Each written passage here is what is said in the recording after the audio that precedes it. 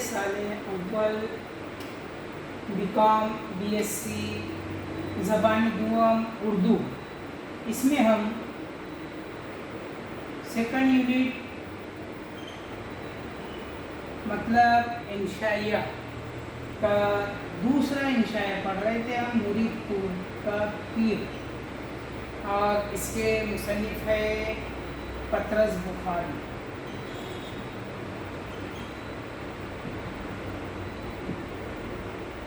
چلیے کچھ احاطہ کر لیتے ہیں۔ سب سے پہلے یاد رکھیے کہ ہم اس انشائیے میں دیکھ رہے تھے کہ مصنف کے وطن کے تعلق سے جو بات ہوئی کہ بھئی وہ کیوں بات نہیں کرتے، مختلف ان پر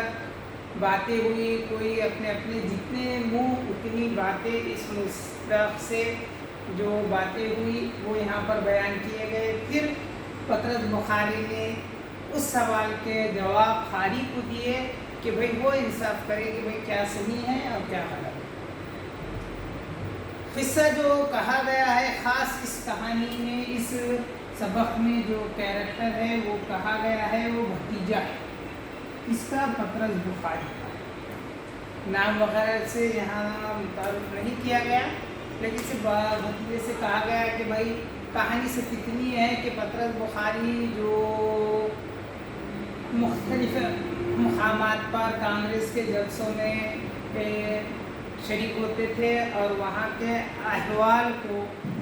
قلم بند کر کے اپنے بھتیجے کی معلومات کے طور پر بھیجا کرتے، لیکن یہی مکتوب نگاری وہ بھتیجے خود بھی پڑھتے، اپنے دوست احباب کو بھی سناتے، اور اس کے بعد جو نکڑ وغیرہ پہ جو بیٹھکیں ہوا کرتی دانشوران کی، ان کے سامنے بیان کرتے ہوئے وہ خط پہنچتا ہے اخبارات میں، مدیروں کے پاس، صحافیوں کے پاس، اور وہ اس میں چھپ کر اتنے زیادہ مشہور ہو جاتے ہیں کہ وہاں کے لوگ، یعنی مرید پور کے لوگ، پطرس بخاری کو قومی لیڈر قرار دیتے ہیں، کیونکہ ان کے خط میں، ان کے تحریروں میں تمام ایک اتحاد کی بات، قومیت کی بات کا ذکر ہوتا ہے، جس کی وجہ سے وہ مرید پور کے کیا ہو چکے ہیں، پیر بن چکے ہیں، ہیرو بن چکے ہیں۔ لیکن اس بات کی خبر، اطلاع پطرس بخاری کو نہیں ہے، کیونکہ بھتیجے نے کبھی اس بارے میں ذکر ہی نہیں کیا، اور پطرس بخاری کے جو خطوط ہیں وہ مرید پور گیزٹ اس اخبار میں چھپتے تھے، یہ جو پطرس بخاری کے پاس نہیں آتا تھا، نہ ہی وہ اس کے خریدار تھے۔ مختلف شعراء نے ان پر نظمیں بھی لکھ ڈالی، تمام باتیں ہو چکی ہے مقبولیت کے، لیکن اس کا علم انہیں نہیں ہے۔ کس طریقے سے بھتیجے بتاتے ہیں، کیا کرتے ہیں، اس کی تفصیل ہم نے دیکھ چکے ہیں۔ اب جبکہ اتنے مشہور ہو چکے ہیں، تو پھر انتخابی سے پہلے ایک جلسے منعقد کرنے کا ایک موسم آیا، اور یہاں پر مختلف طریقے سے لوگ ہر جگہ پر جلسے منعقد کرنے لگے، جسے پطرس بخاری نے اپنے طنز کے ذریعے ایک ذکر کیا ہے کہ جہاں جہاں کرسی، ایک ٹیبل، میز اور ایک گلدان اوپر رکھنے میسر آ جاتا تھا، وہاں پر کیا ہو جاتے تھے، وہاں پر جلسے منعقد ہونا شروع ہو گئے، یعنی اتنی زیادہ تعداد میں جلسے منعقد ہونے لگے۔ اور اسی طریقے سے یہاں پر مرید پور میں بھی جب اس طریقے کی بات آئی، تو وہاں کے انجمن نوجوانان ہند، اس کمیٹی نے کیا کی کہ پطرس بخاری کو وہ اپنے پاس جلسے میں بلانے کی، جلسے میں آنے کی دعوت دی، انہیں مدعو کیا گیا، اور مدعو کرنے سے پہلے ان کی جو شخصیت وہاں جو بن چکی تھی مرید پور میں، اسی کی جھلک اس ख़त में यहाँ पर बताया गया है कि किस तरीके से दावतनामा बुलाया गया है, यहाँ पर किस तरीके से उनकी तारीफ़ें की गई, उनका ये खिदमात को सराहा गया और फिर मुरीदपुर आने की बात कही गई। और ये भी साथ ही साथ ये भी बात दावा ठोक दिया गया कि सबसे पहला हक़ जो है वो क्या है, अपने वतन का है। तुम्हारे बहुत सारे होंगे, उनके वास्ते आपके काम चालू रहते हैं, वक्त नहीं होगा, फुर्सत नहीं होगी, लेकिन इन तमाम कामों में अपने वतन के लिए भी वक्त देना ज़रूरी है। इस तरीके से उन्हें दावत दी गई। अब देखते हैं कि भाई कहाँ तक वो कामयाब हुए और किस तरीके से वो मुरीदपुर आए या ना आए। आगे देखिए, इक़्तिबास पढ़ रहा हूँ। मैं एक कमज़ोर इंसान हूँ और फिर लीडरे का नशा एक लम्हे में ही चढ़ जाता है। इस लम्हे के अंदर मुझे अपना वतन बहुत ही प्यारा मालूम होने लगा। अहले वतन की बेहसी पर बड़ा तरस आया। एक आवाज़ ने कहा कि इन बेचारों की बहबूदी और रहनुमाई का ज़िम्मेदार तू ही है। तुझे खुदा ने तदब्बुर की क़ुव्वत बख्शी है। हज़ारहा इंसान तेरे मुंतज़िर है। उठ के सैकड़ों लोग तेरे लिए माहज़िर लिए बैठे होंगे। चुनांचे मैंने मुरीदपुर की दावत कबूल कर ली और लीडराना अंदाज में बज़रिए इत्तला दी कि 15 दिन के बाद फ़लाँ ट्रेन से मुरीदपुर पहुंच जाऊंगा। स्टेशन पर कोई शख्स ना आए, हर एक शख्स को चाहे कि अपने अपने काम में मसरूफ़ रहे। हिंदुस्तान को इस वक्त अमल की ज़रूरत है। इसके बाद जलसे के दिन तक मैंने अपनी ज़िंदगी का एक एक लम्हा होने वाली तकरीर की तैयारी में सर्फ कर दिया। तरह तरह के फ़िक्रे दिमाग में सुबह व शाम फिर रहे। देखिए, अब दावतनामा आया है तो हज़रत बुखारी ने उसको उनके अंदर से आवाज़ आई कि भाई इतने लोग तेरे मुंतज़िर है और वो चाहते हैं कि भाई आपके हाथों से ही उनकी बहबूद हो, उनके फलाह के काम हो, उनके फ़ायदे की काम हो। तो ये तो लीडर तो थे नहीं, लेकिन कह रहे हैं कि इंसान में लीडरी का नशा सिर्फ़ और सिर्फ कुछ वक्त में क्या हो जाता है, चढ़ जाता है, यानी वो लीडर बन जाता है। लीडर की जो फीलिंग है, एहसास है, वो बहुत जल्द चढ़ जाता है जब ख़ास कर जो पब्लिक होती है, एक अवाम होती है, जब वो इस किस्म के उम्मीदें बांध ले तो वो खुद ब खुद क्या बन जाता है, एक लीडर बन जाता है। तो खैर इनकी भी उसी तरीके से ये हुई कि भाई मेरी वजह से कुछ लोग मुझसे उम्मीद रखते हैं और मुझसे हो सकता है तो मैं ज़रूर करूँगा। और इस तरीके से उन्होंने वो दावतनामा कबूल कर लिया। और बज़रिए पहले ये तो मोबाइल या ऐसा टेलीफोन वगैरह नहीं थे, इसलिए उस वक्त का जो सबसे तरक्की याफ्ता जो ज़रिया था वो था जिसके ज़रिए इत्तला दी जाती थी। तो इन्होंने भी उसी तरीके से क्या किया,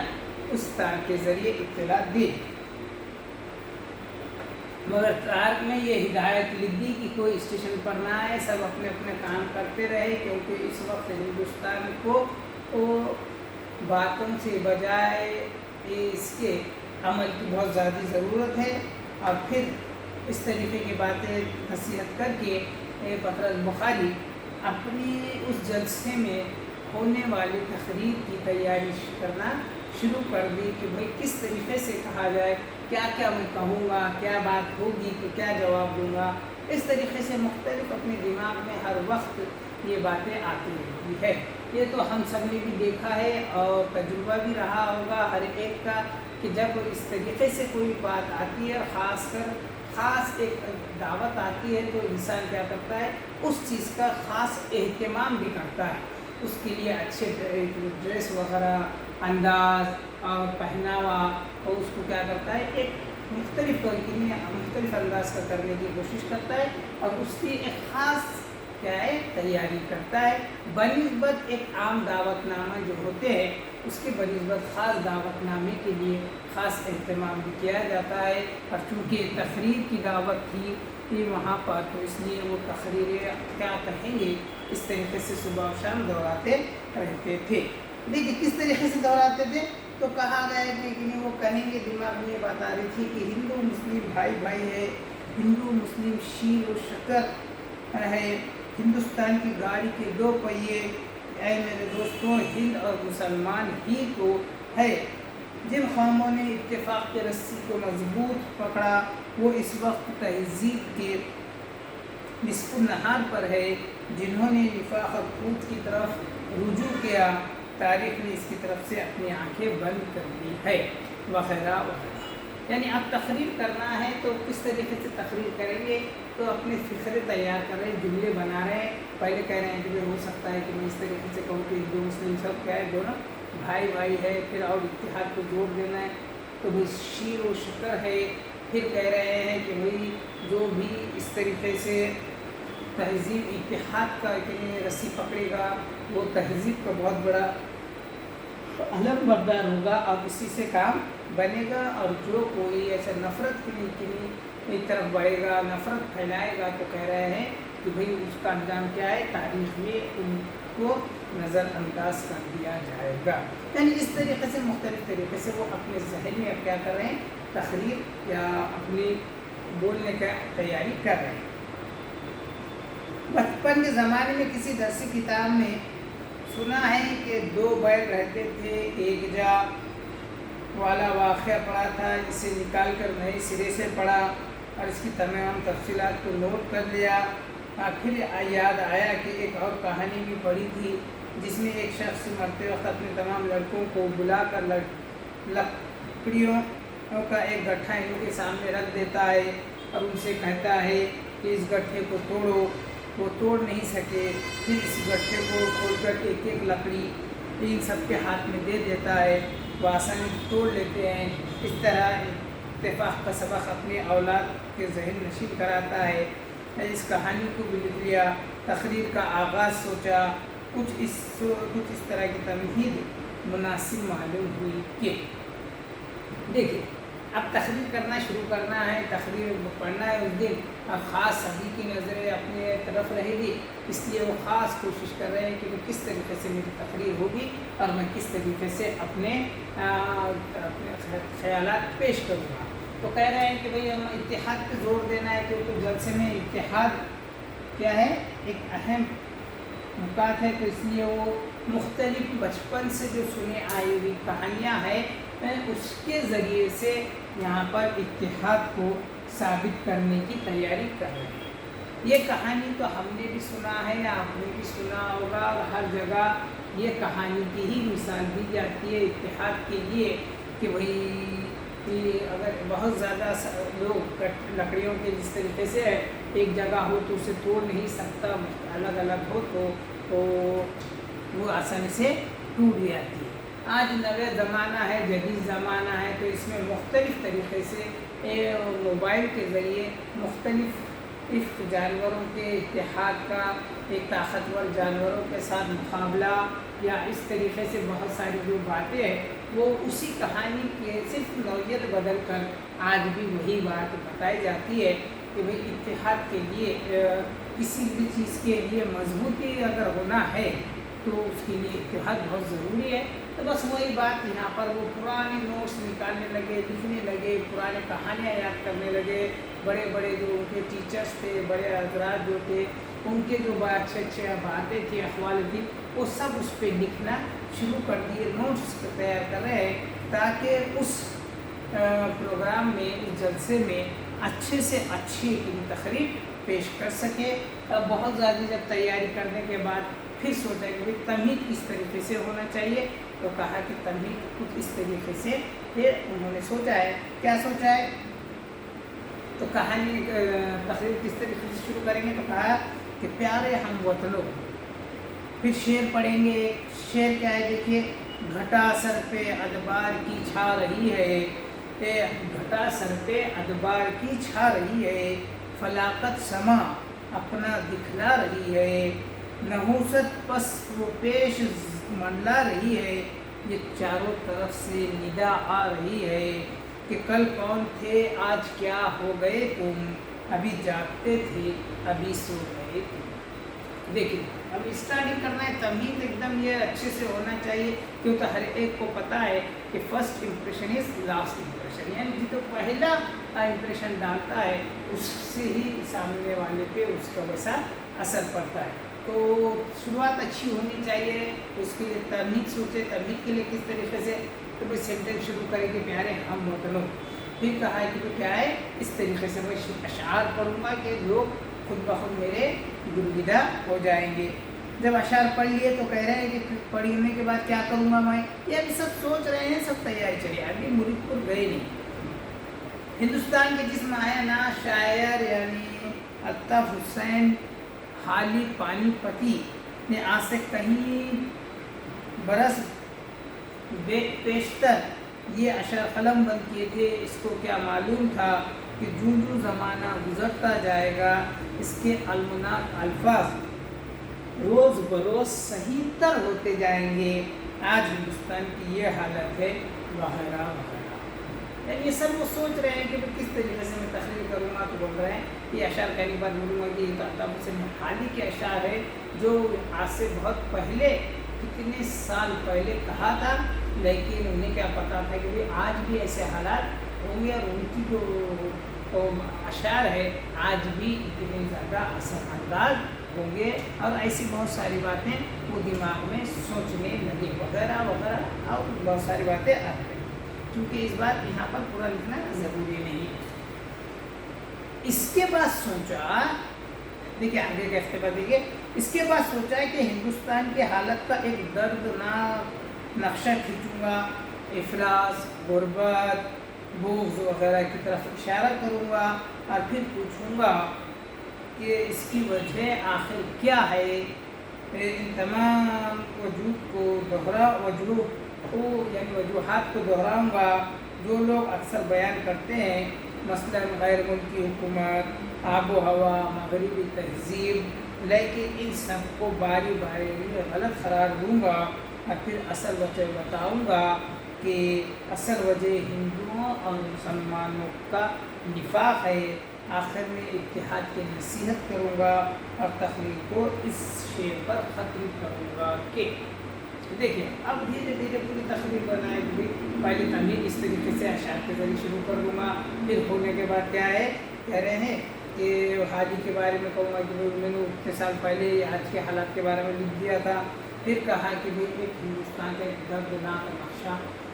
क्या है सबके सामने अपने अल्फाज से खींचूँगा और उसमें बताऊँगा कि हिंदुस्तान में कितनी इफलास है, यानी गुर्बत कितनी है और बुग़्ज़ कितना है लोगों में, ये सब बताते हुए कहूँगा कि क्यों है ये सब गरीबी, इतनी परेशानी। नहीं तो फिर कहो लोग कहेंगे अलग अलग अंदाज वजह बताएंगे कि भाई गैर मुल्की लोग बहुत ये कर रहे हैं यहाँ पर, दूसरा कि यहाँ की आबो हवा बराबर नहीं जिसकी वजह से ऐसे हालात हो रहे हैं कि लोगों को खाने को वक्त पर नहीं मिल रहा है। और तीसरा कहा गया है कि भाई कोई कहेगा कि भाई मगरबी तहज़ीब हमारे पास आ गई जिसकी वजह से हमारा माशरा, हमारी तहज़ीब ख़राब हो रही है। तो कह रहे हैं कि ये सब बातें जो रहेगी तो मैं क्या करूँगा, इन तमाम तीनों बातों को क्या है, ये तीन भी बातों को क्या करूँगा, गलत साबित करूँगा अपने अल्फाज से, तजुर्बे से। और फिर कह रहे हैं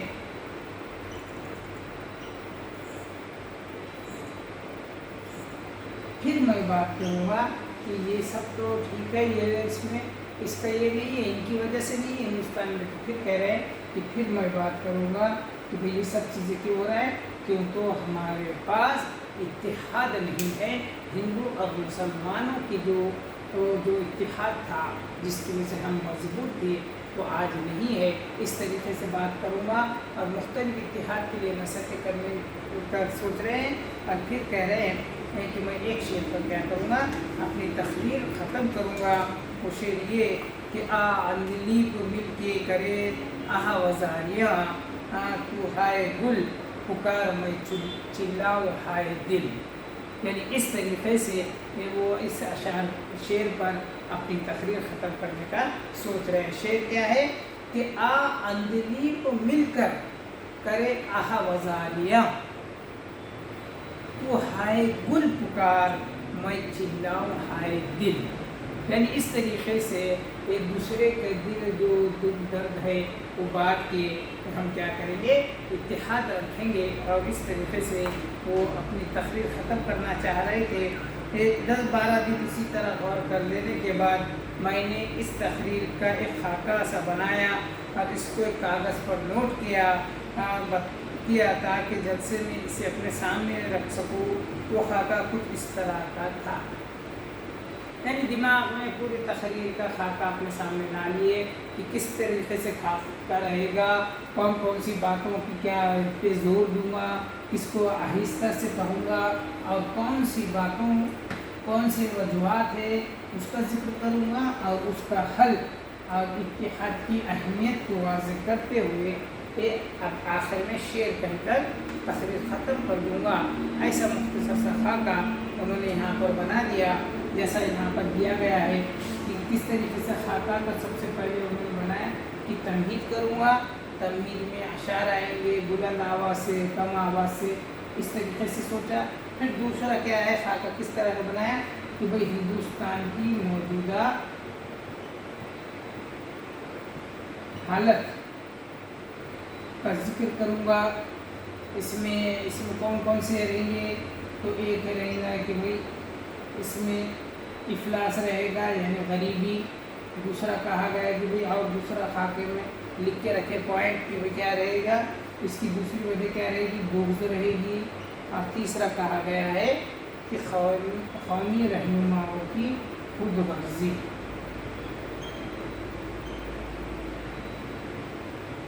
یعنی ہندوستان کی موجودہ حالت بتا دوں گا، پھر کہہ رہے ہیں کہ بھئی اس کے بعد کا پوائنٹ کیا لوں گا کہ اس کی اصل وجہ بتاؤں گا۔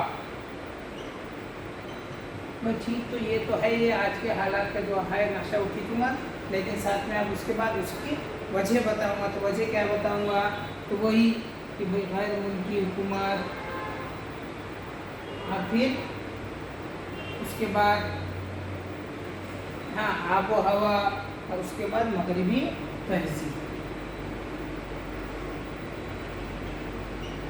اس طریقے سے یہ تین اس کی کیا کروں گا، وجہ بتاؤں گا۔ پھر ایسا خاکہ تیار کیا گیا، اور پھر کہا گیا کہ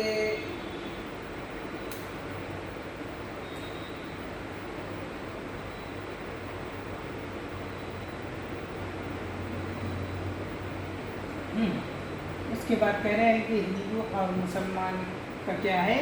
اتحاد کا ذکر کروں گا، اور مختلف واقعات کے ذریعے کون سے تکالیف اور درد و کرب دونوں کو جھیلنا پڑا، اس کا ذکر کروں گا، اور مختلف نعرے وغیرہ کا خاکہ کھینچ چھوڑا گیا کہ بھئی اس کے بعد ایسے نعرے وغیرہ لگائے جائیں گے۔ پھر چند نعروں کے بعد اس میں کہا گیا ہے کہ بھئی آخر میں کیا کروں گا کہ بھئی خاتمہ اشعار کے ذریعے اور اتحاد کی اہمیت بیان کر کے اور اشعار کے ذریعے اپنی تقریر کو کیا کر دوں گا، ختم کر دوں گا۔ اس طریقے سے یہاں پر ان کا خاکہ تیار ہو گیا۔ تو ہمیں اس بات کو خاص دھیان میں رکھنا چاہیے کہ پطرس بخاری نے اس طریقے سے تقریر کرنے کا اپنا انداز بنایا، اس کو اس طریقے سے نکات کے طور پر اس کو تیار کیا، اور اس کو کاغذ کو اپنے پاس رکھ لیا، اور 10-12 دن بالکل اسی کو کیا کرتے رہے، دہراتے رہے کہ بھئی اپنے کو وہاں پر پڑھنا ہے۔ کیوں؟ تو وہاں مرید پور میں کیا اس جلسے کے مہمان خصوصی کون ہے، وہ مصنف ہے، اس لیے وہ چاہ رہے تھے کہ اپنا ایک خاص تاثر وہاں پر چھوڑے، اس کے لیے وہ مختلف قسم سے تیاری کرتے رہے۔ خیر، یہ یہاں تک، اس پہ ہم آج کے اس لیکچر میں رک جاتے ہیں، وقت ہو چکا ہے۔ کہ کل اس کے آگے ہم دیکھتے ہیں کہ بھئی واقعی وہ مرید پور گئے یا نہیں گئے، اور گئے تو کس طریقے سے اپنی تقریر بیان کر سکے یا نہیں کر سکے، اور کون کون سے حالات دلچسپی کے ساتھ آئے، یہ ہم دیکھتے ہیں۔ آج کے لیے ہم یہیں رکتے ہیں۔ اللہ حافظ۔